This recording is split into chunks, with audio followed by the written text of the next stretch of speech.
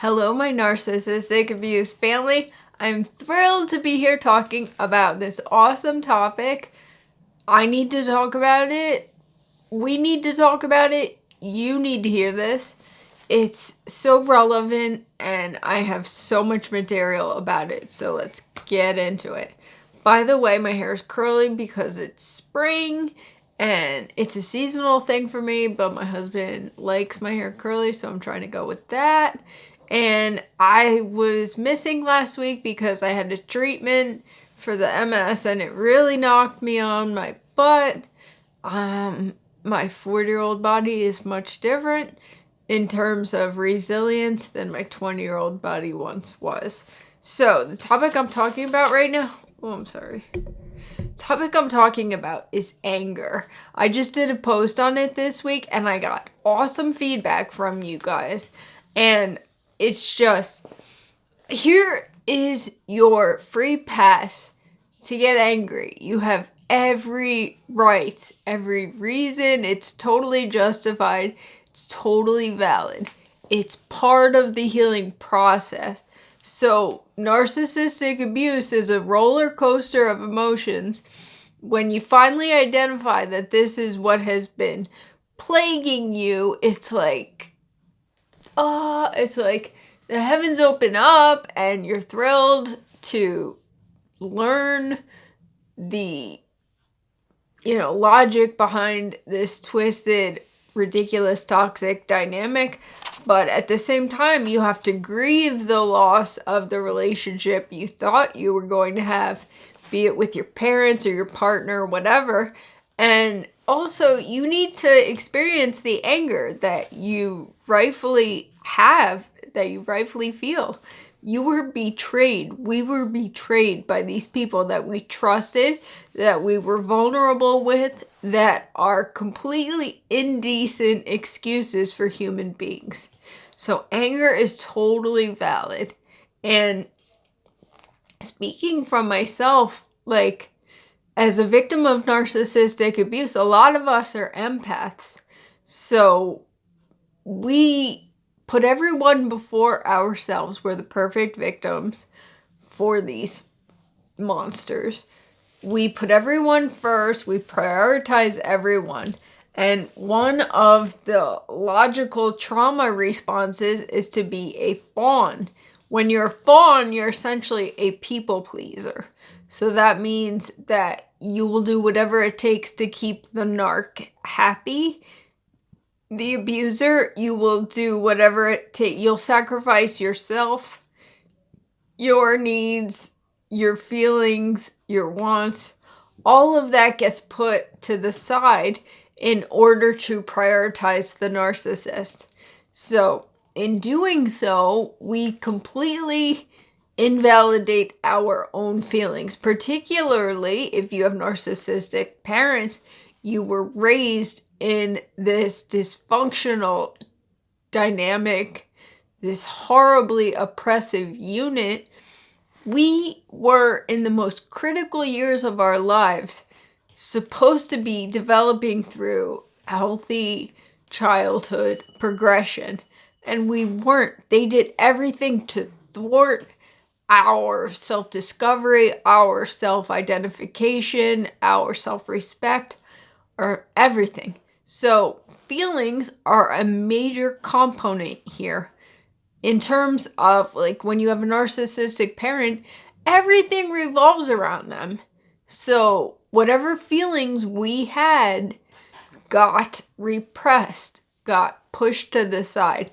You were really backed into a corner in terms of, you can be this happy, you can never be sad, you can never be angry. You sure as heck can never be angry, because that would mean that you're speaking out against the narcissist, right? There's no place for that. That will never be tolerated. The narcissist can do and say as they please, treat you however they want.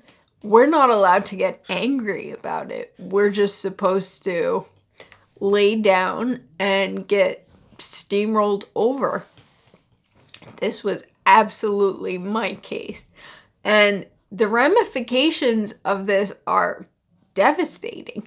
I mean, psychologically, physiologically as well, like your body will manifest this trauma if you don't identify it and appropriately respond to it. So many victims of narcissistic abuse, emotional abuse, mental, psychological abuse, even physical abuse as well, manifest our pain physiologically in our body. There is so much documented research on this. I can't wait to bring you more of it because I am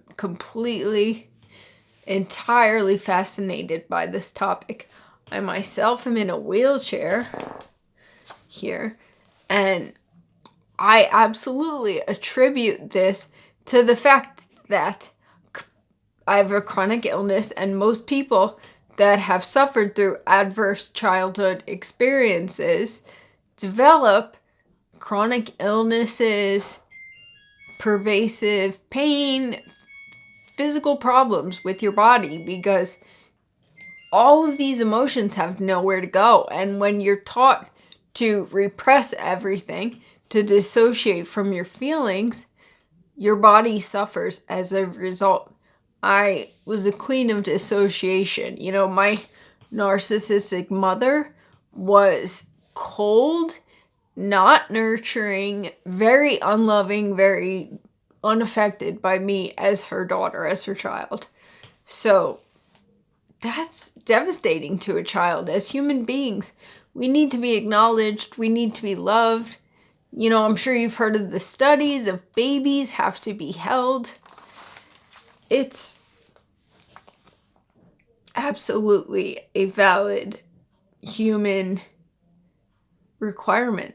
So when we are taught to stifle our feelings, anger being the primary one, it's terrible. It's so unhealthy. It's one of my biggest eye-opening revelations that I had, kind of an epiphany this week, was like, it's okay to get angry. It's okay. Like, this is your past. Get mad. You have every right to it. It's how you channel that anger that can determine whether or not it is a healthy outlet versus unhealthy. Obviously, you don't want to target specific people. That's what narcissists do. I have a specific narcissist in mind. Most narcissists are just full of anger and resentment, and that's why they spew it out onto the world. They're always targeting innocent victims. This specific narcissist I'm thinking of targets service workers. She's a female, so she loves to target females that are like waitresses or receptionists at hotels or wherever, just people that are, you know, interacting with the public because it's their job. But she'll target these people and try to just destroy them with her nasty words and condescending demeanor. But that's what narcissists do with their anger. But we couldn't do that if we tried. It's just not in our nature. Most of us are empathic. I have a great example. My husband is kind of a hothead. He's in the other room. He's probably gonna hear me. But so my husband gets really mad about things, rightfully so. I mean, our life's not the easiest. We have extenuating circumstances over here. I'm disabled, so he works, he takes care of me, takes care of the kids, takes care of the house, he cooks, all that stuff. So every now and again, he gets overwhelmed and he'll flip out or freak out. For example, maybe he's changing the garbage or something and the trash bag is not cooperating, coming out of the bag. He'll freak out and kick the trash can, throw the box of garbage bags, and curse a lot. And that's it, you know. He doesn't target me. He doesn't target the kids. So this is his outlet. This is his anger rearing its head. And I used to have the worst response to it because I'm very empathic. And I used to just shut down instantly. Like the second he would get angry or mad or something, I would just be like totally check out, because that's our response. That's our trained response as victims of narcissists from our dysfunctional families growing up. That's what our parents taught us to do, to just check out. But it's okay, man. If it's not like channeled your way, I've learned to kind of just let it happen, and I need to appreciate my own anger. And I have an awesome example this week. It was a huge victory, and I feel really good about it. So take this and run with it. Don't be like nasty to people, but you're entitled to stick up for yourself. That is the root of everything, is that we were taught to dismiss, to deny any and all self-respect. So this week, for example, the guidance counselor from my kid's school had the audacity to call me with my second graders, 2 teachers. So it was like a big intervention, like a big fire drill, like to do. So she calls me, and it was about how my daughter Josie is like not being as interactive, engaged in class, and she's not participating the way she once did. So I listened to everything, and I hung up, and I was fuming. And that's typically like, I'm not a combative type of person. I would not normally, do anything about this or stick up for myself. But like, I have my graduate degree in psychology. I'm not trying to be pompous or condescending or anything. But this is basic, logical psychology 101, like childhood progression. So my second grader, she's 7, she's about to be 8. That's the phase in adolescent development where kids stop being entirely dependent on you. They're not like a sponge anymore. They're progressing from the theta brainwave state to being autonomous, being independent. So that's where she's at, clearly. And she's exercising her power, kind of like kids are like trying to figure out what they can and can't control, what kind of responses they can get based off of their behaviors. So that's what she's doing. And given the pandemic, the circumstances for young kids to be in front of a computer for like 8 hours at a time, of course it's going to cause problems. Of course it's going to be catastrophic. So that's what was happening. So I was so angry about it. I talked to my husband, and I was like, you know what? I'm going to call back, because this is crap. Don't insult my parenting. It's one thing. As a victim of a dysfunctional, toxic unit growing up, I take pride in being a good mom and loving and respecting our kids. And so does my husband. Our children have an enviable environment here. We love them, we respect them, we cherish them. So don't try to insinuate anything other than that. So, everybody in the school system is all up in arms, like they're on the lookout for anything that they can like latch onto. And I'm a parent that like actually responded, so I was a great target, kind of. So I called the guidance counselor back. She didn't answer, so I left a message. I wasn't nasty, but I was assertive. And I said, just so you know, she's fine. I'm, very aware of her interaction in school and her participation. So you don't need to, make an ordeal out of this. So I didn't stop there. I called the principal as well. And I had a lovely conversation with her. And she basically told me that, given the circumstances because of the pandemic, everybody is, on the lookout for any flags or any child that might be having a hard time or whatever, naturally they're all having a hard time. Like, thankfully this week they're going back full time. Like, we've had cohort A, cohort B. Our kids would go in person every other week and be virtual every other week. But this week they're all combining and they're all going to be in school at the same time. It's awesome, but there's still kids that are remote learning. Their parents have elected to keep them home. So these kids are still sitting in front of Chromebooks all day, even in the classroom, just to keep everyone on the same page. But anyway, I called the principal and I felt really good about it. I was like I said, I wasn't nasty. I'm not a disgruntled kind of a person. But we have the right to stick up for ourselves, to speak up for ourselves.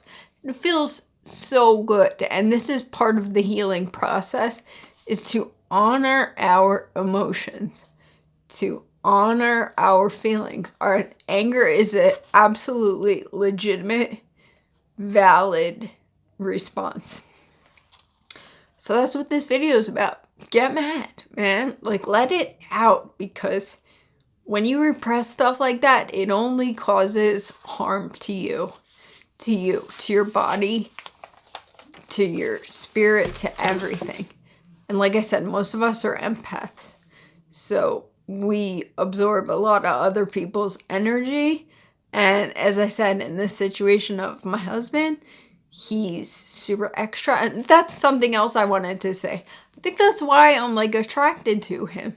Because he is so expressive, communicative, and that was not my experience growing up.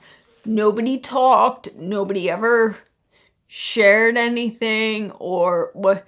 And Joe is very extra. Like I said, we joke about it all the time. And our second grader, ironically, is extra as well. Love it. Love that about her. She loves life and very enthusiastic.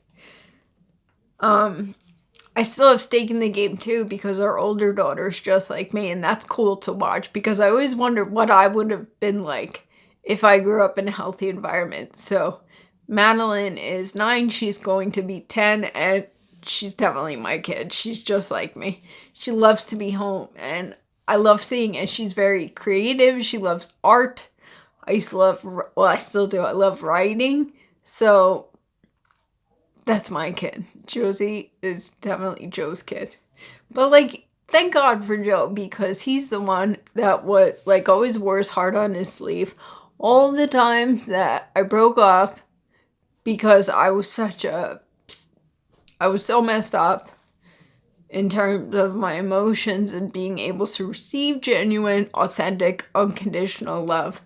Thank God for Joe with his emotions and being in touch with all of them and wearing his heart on his sleeve. He was the guy that was like standing on my doorstep in the rain, like salvaging our relationship. Not that situation specifically, but you get the idea. Anyway, you guys, so honor your anger, experience it, feel it, have a healthy outlet. Don't take it out on other people, but assert yourself, respect yourself. That's my message. So we're bumped and we're bruised, but more than anything, we are blessed because we're navigating through healing from these monstrous people. But the upside, we're not them. We can never be them if we tried. I love you all. I'm happy to be back, and hopefully I'll be back next week. See you soon.